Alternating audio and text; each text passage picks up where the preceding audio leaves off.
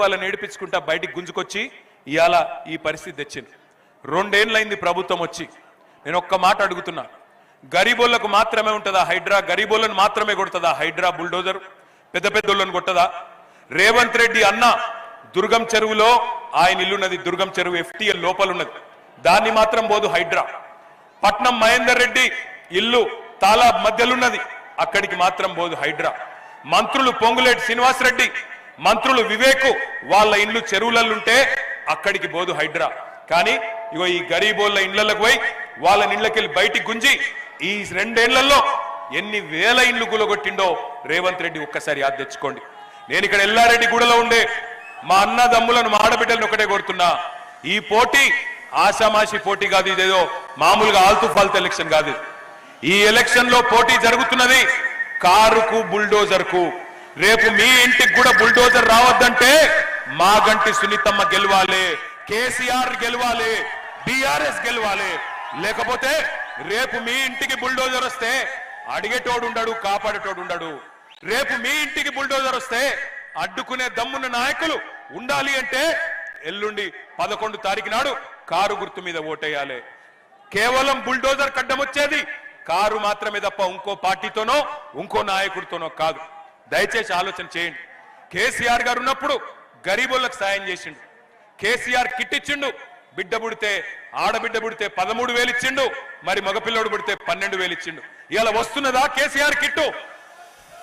బంద్ అయిందా లేదా? రేవంత్ రెడ్డి వచ్చినాక గట్టిగా చెప్పాలి, ఇంకెళ్ళి బంద్ అయిందా లేదా కేసీఆర్ కిట్టు? కేసీఆర్ కిట్ వస్తుందా? బంద్ అయిందా? రంజాన్ తోఫా వస్తుందా? రంజాన్ తోఫా వస్తుందా? బతుకమ్మ చీరలు వస్తున్నాయా? క్రిస్మస్ గిఫ్ట్ వస్తుందా? దళిత బంధు వస్తుందా? మైనారిటీ బంధు వస్తుందా? ఇవాళ రైతు బంధు వస్తుందా?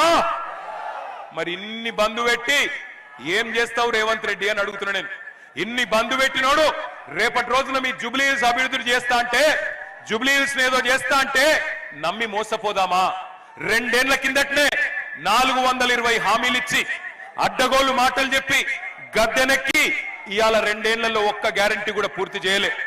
ఏమన్నంటే ఫ్రీ బస్సు చేసిన కదా అంటాడు. నేను ఒక్క మాట అడుగుతున్నా, ఫ్రీ బస్సు అంటే మహిళలకేమో ఫ్రీ బస్సు, ఇంట్లో ఉండే మహిళకు ఫ్రీ బస్సు, మరి ఇంట్లో ఉండే మగ ఆయనకు డబుల్ టికెట్. ఇక అదేం ఫ్రీ బస్సు పాడైంది? మొగళ్ళకేమో డబుల్ టికెట్, డబుల్ రేటు. అదే మళ్ళీ మహిళకు ఫ్రీ అట. అంటే కుడి చేత్తో ఇచ్చుడు, ఎడమ చేత్తో తీసుకున్నాడు, అది ఎట్లా ఫ్రీ అవుతుంది? ఆలోచించండి. ఇంకొక మాట కూడా నేను అడుగుతున్నా, కేసీఆర్ గారు ఉన్నప్పుడు హైదరాబాద్ లో ప్రతి బస్తీలో, ప్రతి ఇంటిలో, ప్రతి అపార్ట్మెంట్ లో 20,000 లీటర్లు ఉచితంగా మంచినీళ్ళు ఇచ్చిండు. ఇవాళ అదే మంచినీటికి రేవంత్ రెడ్డి ప్రభుత్వం వచ్చినాక బిల్లులు వస్తున్నాయా లేవా? బిల్లులు వస్తున్నాయా లేవా?